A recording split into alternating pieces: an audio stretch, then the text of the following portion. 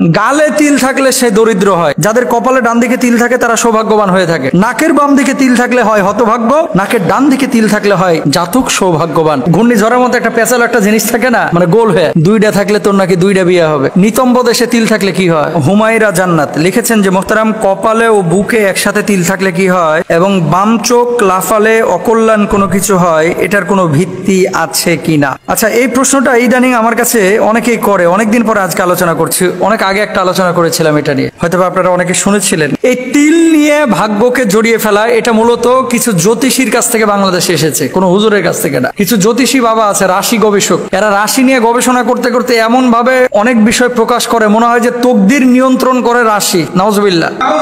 ভালো এবং মন্দ সব কিছু নিয়ন্ত্রণ করেন যিনি, একমাত্র আল্লাহ সুবহানাহু ওয়া তাআলা। কোনো জ্যোতিষী না, কোনো কবিরাজ না, রাশি বাবা না। এরা বিভিন্ন পত্রপত্রিকায় তো এখন রাশি নিয়ে অনেক কথা লেখে, এই লেখাগুলো থেকে আমি পেয়েছি। দেখেন কি লিখতেছে, যেসব জাতক জাতিকার মাথায় তিল থাকে তারা মেধাবী এবং উদার প্রকৃতির হয়। কোরআন হাদিসে কোনো ভিত্তি নাই।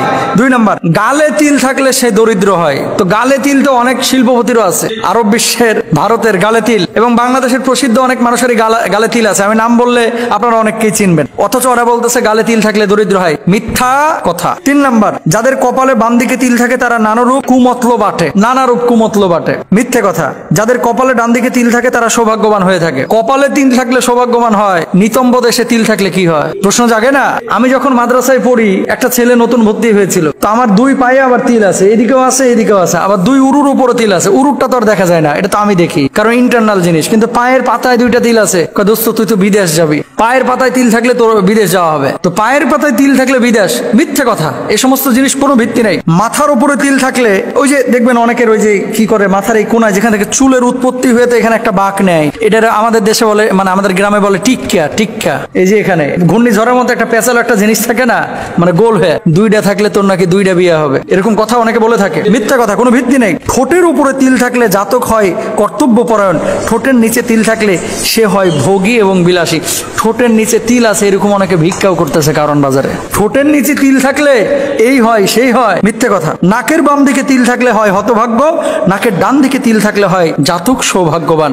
এই যে রাশি বাবারা, জ্যোতিষী বাবারা, আউল বাউল ফাউল এই সমস্ত জিনিসগুলো, এখন তো আবার কৃত্রিম তিল বসানো শুরু করছে কিছু মেয়ে যে ঠোঁটের নিচে তিল বসায় এখন পার্লারে গিয়ে, নাকের এই পাশে তিল বসায়, কি সৌন্দর্যের জন্য। এগুলো বিশ্বাস করা যাবে না। ডান ভ্রুতে তিল থাকলে সে হয় চিন্তাশীল। নাউজুবিল্লাহ, বিশ্বাস করা যাবে না। বাম চোখ লাফানো, ডান চোখ লাফালো, ডাক্তারদের ভাষ্য অনুসারে এই ধরনের চোখ লাফানো এটা কখনো কখনো কোনো বড় রোগের লক্ষণ, আর কখনো কখনো জেনেটিক্যালি হয়ে থাকে, কখনো কখনো নার্ভাল কোনো প্রবলেমের কারণে হয়ে থাকে। অনেকে চোখের পাতা লাফানো সমস্যায় ভোগেন, কিছুক্ষণ পর সমস্যাটি আপনি ভালো হয়ে যায়, কারো আবার কয়েকদিন ধরেও চলতে থাকে। এমনটা যদি ধারাবাহিকভাবে চলতে থাকে এরকম, তাহলে আপনি অতিরিক্ত চাপে আছেন কিনা, আপনার ব্লাডে কোনো সমস্যা আছে কিনা, ঘুমে কোনো ত্রুটি হচ্ছে কিনা, পর্যাপ্ত বিশ্রামের প্রয়োজন হচ্ছে কিনা, রোদ বা সানগ্লাসের কোনো ঝামেলা আছে কিনা, এই ধরনের পরামর্শ ডাক্তাররা নিতে বলতেছে। আর বাম চোখ লাফাইলে কিছু মানুষ বলতেছে তোর বড় কোনো বিপদ আসতে পারে, বড় কোনো ঝামেলা সামনে আসতে পারে। এগুলো বিশ্বাস করেন না। দেখেন, আমাদের দেশের মানুষের ধর্মীয় জ্ঞান কম, ধর্মীয় আবেগ কিন্তু আমাদের অনেক বেশি। অনেকে জ্যোতিষী বাবারা বলেছে এই জন্য এটার বিশ্বাস করে, আর হুজুর বলেছে এই জন্য বিশ্বাস করে না। হুজুররা এখানে বাগড়া দিবে, বাড়া ভাতে ছাই ডালবে, জ্যোতিষী বাবা কি ভুল বলতে পারে? আংটি বাবা বসুন্ধরায় সিটিতে বসে রয়েছে, আমরাও তো আংটি পরি, কিন্তু ভাগ্য